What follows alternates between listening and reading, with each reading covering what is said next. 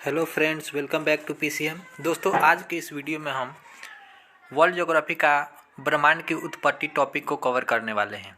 तो इस वीडियो को ध्यान से देखिएगा, इसमें बहुत सारे इम्पोर्टेंट फैक्ट दिए गए हैं जो आपके किसी भी एग्ज़ाम के लिए काफ़ी महत्वपूर्ण हो सकते हैं। तो चलिए स्टार्ट करते हैं इस वीडियो को।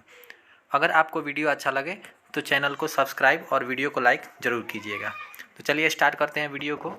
तो सबसे पहले इसमें हम लोगों को पढ़ना है कि बिग बैंग सिद्धांत पढ़ना है। तो बिग बैंग सिद्धांत क्या है, इसके बारे में हम डिस्कस करने वाले हैं, क्योंकि ब्रह्मांड की उत्पत्ति इसी सिद्धांत के माध्यम से हुई है। तो बिग बैंग सिद्धांत के अनुसार जो है लगभग 13.8 अरब वर्ष पूर्व वर्तमान ब्रह्मांड की उत्पत्ति हुई थी। यह अत्यधिक सघन एवं अत्यधिक उच्च तापमान वाला एकल सूक्ष्म पिंड था अथवा बिंदु के रूप में था, जिसे सिंगुलरिटी कहा गया। तो आपसे अगर सवाल पूछा जाए कि सिंगुलरिटी क्या है, तो अत्यधिक सघन और अत्यधिक ताप वाला एकल सूक्ष्म पिंड है जिसे हम लोग सिंगुलरिटी कहते हैं। इस पिंड में एक महाविस्फोट के पश्चात ब्रह्मांड का प्रसार हुआ, जो आज तक अनवरत जारी है। मतलब कि इस पिंड में एक महाविस्फोट हुआ जिससे इस ब्रह्मांड की उत्पत्ति हुई है, और वह प्रसार आज भी जारी है। मतलब कि ब्रह्मांड आज भी चारों तरफ फैल रहा है। इस सिद्धांत के प्रतिपादक जो थे, इस सिद्धांत को देने वाले वैज्ञानिक का नाम था वो जॉर्ज लेमेंथियर था। तो ये आपके लिए बहुत ही महत्वपूर्ण फैक्ट है कि बिग बैंग थ्योरी किसने दिया था, तो जॉर्ज लेमेंथियर ने। ये कई बार एग्जाम्स में पूछा जा चुका है, तो इसको आप ध्यान रखेंगे। चलिए आगे बढ़ते हैं, इस वीडियो में आगे बढ़ते हैं। तो अब हम लोग जानेंगे कि ब्रह्मांड की उत्पत्ति से संबंधित महत्वपूर्ण फैक्ट क्या हैं, जो कि एग्जाम में पूछे जाते हैं। तो पहला सवाल आपका यही पूछा जाता है कि महाविस्फोटक सिद्धांत किससे संबंधित है। तो आप याद रखेंगे ब्रह्मांड की उत्पत्ति से, क्योंकि विस्फोट के द्वारा ही ब्रह्मांड की उत्पत्ति हुई थी। तो इस सिद्धांत का जो है महाविस्फोटक सिद्धांत जो है ब्रह्मांड की उत्पत्ति से जुड़ा हुआ है। नेक्स्ट जो क्वेश्चन है, तारों का रंग किसका सूचक है। तो तारों का रंग जो है उसके तापमान से निर्धारित होता है। तारों के तापमान से निर्धारित होता है उसके तारों का रंग, इसलिए उसके तापमान से जो है तापमान का सूचक है। ठीक है। नेक्स्ट क्वेश्चन है, पृथ्वी के सर्वाधिक निकट का तारा कौन सा है। तो इसका राइट आंसर क्या हो जाएगा, सूर्य हो जाएगा। बहुत सारे लोग जो है चंद्रमा को राइट आंसर कर देते हैं, लेकिन चंद्रमा जो है तारा नहीं है। ठीक है, इसलिए राइट आंसर इसका क्या हो जाएगा, सूर्य हो जाएगा। हमारी आकाशगंगा जिसका नाम है दुग्ध मेखला किस आकार का है। तो दुग्ध मेखला जो है हमारी आकाशगंगा है, जिसमें हमारा सौर मंडल जो है अवस्थित है, वो अंडाकार है, या इसी को सर्पिलाकार भी कहते हैं। तो याद रखिएगा, बहुत ही महत्वपूर्ण फैक्ट है। ये पूछा गया है कई बार एग्जाम में कि जो है हमारा जो सूर्य है, हमारा जो वह किस जो है आकाशगंगा में है। तो इसका नाम है दुग्ध मेखला आकाशगंगा में हमारा सूर्य है। नेक्स्ट है, आधुनिक खगोल शास्त्र का जनक किसे कहा जाता है।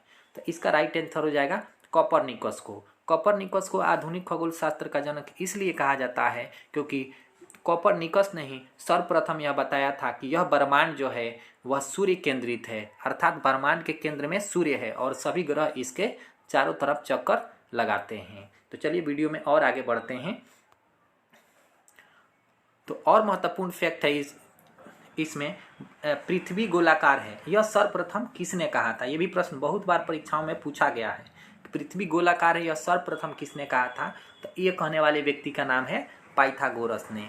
तो पाइथागोरस ने सबसे पहले बताया था कि पृथ्वी गोलाकार है। नेक्स्ट है क्वेश्चन नंबर 2, इसमें देखेंगे मंदाकिनी के सबसे चमकीला एवं ठंडे तारों का क्षेत्र होता है, वह ओरियन नेबुला के नाम से जाना जाता है। यह भी महत्वपूर्ण फैक्ट है कि मंदाकिनी के सबसे चमकीला तथा ठंडे तारों का जो समूह है उसका नाम दिया गया है ओरियन नेबुला। नेक्स्ट है, तारों की आयु किस आधार पे ज्ञात की जाती है। तो तारों की आयु जो है उसके द्वारा, तारों के द्वारा मुक्त ऊष्मा के आधार पर जो है ज्ञात किया जाता है कि तारों का आयु क्या है। अब एक सिद्धांत दिया गया है भूकेंद्रित सिद्धांत, भूकेंद्रित अवधारणा। यह अवधारणा क्लॉडियस टालमी, यह एक यूनानी वैज्ञानिक था, इसने दिया था।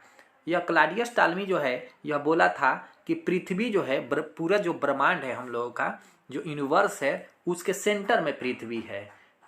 पृथ्वी है। इसके अनुसार पृथ्वी ब्रह्मांड के केंद्र में है तथा सूर्य एवं अन्य ग्रह इसकी परिक्रमा करते हैं। इसके अनुसार क्लोडियस टालमी के अनुसार। लेकिन यह बात बिल्कुल ही गलत है, क्योंकि आगे चलकर यह साबित हो गया कि जो है ब्रह्मांड जो है पृथ्वी केंद्रित नहीं है, भू केंद्रित नहीं है। तो नेक्स्ट जो इसकी अवधारणा दिया कि पृथ्वी जो है सूर्य केंद्रित है, वह कौन दिया? तो वह देने वाला व्यक्ति का नाम था निकोलस कोपरनिकस, जिसका अभी हम चर्चा किए थे। यह अवधारणा निकोलस कोपरनिकस ने दिया था। तो आपसे परीक्षा में पूछा जाएगा कि सूर्य केंद्रित की अवधारणा जो है किस वैज्ञानिक ने दिया था? तो निकोलस कोपरनिकस ने दिया था। और भू केंद्रित की अवधारणा कौन सा वैज्ञानिक दिया था? तो क्लॉडियस टालमी दिया था। यह एक यूनानी वैज्ञानिक था और यह 143 ईसा पूर्व में इस सिद्धांत को दिया था। और यह जो है 15वीं शताब्दी में जो है इस सिद्धांत को जो है निकोलस कोपरनिकस ने दिया था। तो चलिए वीडियो को आगे बढ़ाते हैं और महत्वपूर्ण फैक्टों की चर्चा करते हैं। तो जो सूर्य से संबंधित कुछ महत्वपूर्ण फैक्ट की हम चर्चा करेंगे, जो सूर्य से संबंधित प्रश्नों को एग्जाम्स में काफ़ी महत्वपूर्ण होता है और पूछा भी जाता है। तो सूर्य से संबंधित पहला प्रश्न है कि सूर्य की आयु कितनी है? बहुतों बार एग्जाम में पूछा गया है, तो इसको ध्यान रखेंगे। 5 बिलियन वर्ष है। सूर्य की आयु जो है 5 बिलियन वर्ष है। सेकेंड क्वेश्चन हमारा होता है सामान्य तारों की आयु कितनी होती है? सामान्य तारे जो हैं सूर्य को छोड़ करके, तो उनकी आयु सूर्य से अधिक होती है, लगभग 2 गुने के बराबर, अर्थात 10 बिलियन वर्ष के बराबर होती है। अगला सवाल आपसे पूछा जाता है सूर्य के सतह का तापमान कितना है? तो सतह का तापमान मतलब सूर्य एक गोल है, तो ऊपर सरफेस का तापमान समझेंगे। तो सरफेस का तापमान कम होता है तो इसको 6000 डिग्री कहेंगे। नेक्स्ट क्वेश्चन है सूर्य के धब्बों। सूर्य में जो है कुछ काले काले धब्बे दिखाई देते हैं, जिनका तापमान बहुत ही सतह से भी कम होता है। तो इसका तापमान 1500 डिग्री सेंटीग्रेड होता है। इसको भी ध्यान रखेंगे। पृथ्वी और सूर्य के बीच की औसत दूरी जो है 14.96 लाख किलोमीटर है। इसको ध्यान रखेंगे, लाख किलोमीटर है, या इसी को जो है 15 लाख किलोमीटर, आप इसको ध्यान रखेंगे। नेक्स्ट क्वेश्चन पूछा जाता है कि सूर्य के प्रकाश की गति क्या है? तो 3 लाख किलोमीटर प्रति सेकेंड या 3 × 10⁸ मीटर प्रति सेकेंड होता है। दोनों ही परीक्षाओं में पूछा जाता है। या तो 3 लाख किलोमीटर में पूछेगा तो 3 लाख देना है, मीटर पर सेकेंड में पूछेगा तो 3 × 10⁸ मीटर पर सेकेंड देना है। नेक्स्ट प्रश्न पूछा जाता है कि हमारी आकाशगंगा के केंद्र की परिक्रमा करने में सूर्य को कितना समय लगता है? तो 25 करोड़ वर्ष समय लगता है। ध्यान रखेंगे।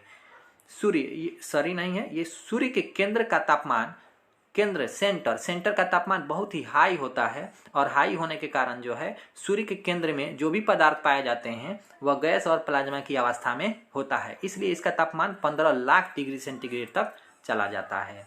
चलिए और भी महत्वपूर्ण फैक्टों की चर्चा करते हैं। तो और महत्वपूर्ण फैक्ट है कि सूर्य के केंद्र में उपस्थित सभी पदार्थ अत्यधिक उच्च तापमान के कारण गैस और प्लाज्मा की अवस्था में होता है। तो अगर आपसे सवाल पूछा जाएगा कि सूर्य के केंद्र में जो है पदार्थ किस अवस्था में होता है, तो गैस और प्लाज्मा की अवस्था में होता है। सेकंड क्वेश्चन है किसी ग्रह का अपने अक्ष पर घूमने को परिभ्रमण, रोटेशन कहते हैं, और इस रोटेशन को ही हम घूर्णन कहते हैं, घूर्णन गति। और इस गति के द्वारा जो है, घूर्णन गति के द्वारा जो है पृथ्वी पर दिन रात होता है। थर्ड क्वेश्चन है इसका, किसी ग्रह के सूर्य के चारों तरफ चक्कर लगाने को हम लोग परिक्रमण कहते हैं, जिसे इंग्लिश में रिवोल्यूशन कहते हैं। और पृथ्वी के द्वारा सूर्य के चारों ओर चक्कर लगाने की क्रिया से ही जो है पृथ्वी पर मौसम परिवर्तन होता है। तो आपसे पूछा जाएगा कि दिन और रात किसके कारण होता है? तो घूर्णन के कारण, परिभ्रमण के कारण, रोटेशन के कारण। और मौसम कैसे बदलता है? तो परिक्रमण, रिवोल्यूशन के कारण। अगला प्रश्न है दिन और रात किस कारण होते हैं? तो पृथ्वी के अपने अक्ष पर घूर्णन के कारण, रोटेशन के कारण। नेक्स्ट है वे प्रकाशहीन पिंड जो सूर्य के प्रकाश से चमकते हैं उन्हें ग्रह कहते हैं। जैसे पूरे ब्रह्मांड में 8 ग्रह हैं, शनि, बुध, शुक्र, बृहस्पति और अरुण और वरुण। ये 8 ग्रह जो हैं इन्हें मान्यता दिया गया है, और जो है सौरमंडल में टोटल 8 ग्रह हैं। तो आज का ये वीडियो इतना ही है। और आपको वीडियो कैसा लगा कमेंट बॉक्स में कमेंट करके ज़रूर बताइएगा। मिलते हैं नेक्स्ट वीडियो में, तब तक के लिए धन्यवाद।